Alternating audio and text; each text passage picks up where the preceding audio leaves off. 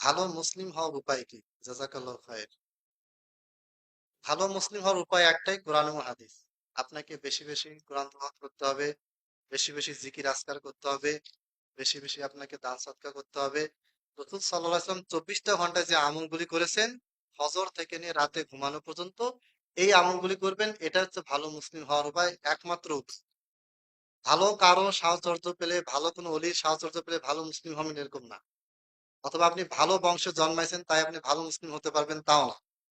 বা বড় শায়েখের সাথে উঠা বসা করেন ভালো মুসলিম হতে পারবেন তা কিন্তু নয়। আপনাকেই আপনার আমলের মাধ্যমে ভালো মুসলিম হতে হবে। যেমন আল্লাহ তাআলা বলেছেন, ইয়া আইয়ুহাল্লাযীনা আমানু উযকুরুল্লাহা যিকরান কাসীরা। হে ঈমানদারগণ, তোমরা বেশি বেশি কি করো? জিকির আজকার করো। তাহলে বেশি বেশি জিকির আজকার করা এটা কাদের গুণ? মুমিনদের গুণ। আল্লাহ নবী সাল্লাল্লাহু আলাইহি ওয়াসাল্লাম বেশি বেশি জিকির আজকার করতেন। তাহলে বেশি বেশি জিকির আজকার করা, অন্যের উপকার করা। একটা হাদিসে বলা হয়েছে যে আল্লাহু ফি আউনিল আবদি মা কানাল আবদু ফি আউনি আখি।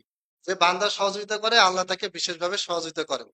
তার মানে বান্দাকে সহযোগিতা করা, কেউ বিপদে পড়লে তাকে সাহায্য করা, গরিব কাউকে সাহায্য করা, এইরকম যতগুলি ইবাদত আছে, ভালো কাজ আছে। ব্যবসা বাণিজ্যে অসৎভাবে ব্যবসা বাণিজ্য না করে সৎভাবে ব্যবসা করা, সুদ থেকে বেঁচে থাকা, ঘুষ থেকে বেঁচে থাকা, মানুষকে গালিগালাজ না করা, মানুষের সম্পদ আত্মসাৎ করা, প্রয়োজনে ঝগড়া থেকে বাঁচার জন্য নিজের জায়গা থেকে 2-1 ইঞ্চি ছেড়ে দেওয়া, যা কিছু আছে শুধুমাত্র আল্লাহ এবং রাসূলের সন্তুষ্টির জন্য সবসময় প্রতিটা মুহূর্তে জিকির আজকার ইবাদত বন্দেগীর ভিতরে থাকা, যাবতীয় হারাম থেকে বেঁচে থাকা, শিরক থেকে বেঁচে থাকা, বেদাত থেকে বেঁচে থাকা, মিথ্যা থেকে বেঁচে থাকা, এগুলি করলে ইনশাআল্লাহ আপনি আমি ভালো মুসলিম হতে পারবো।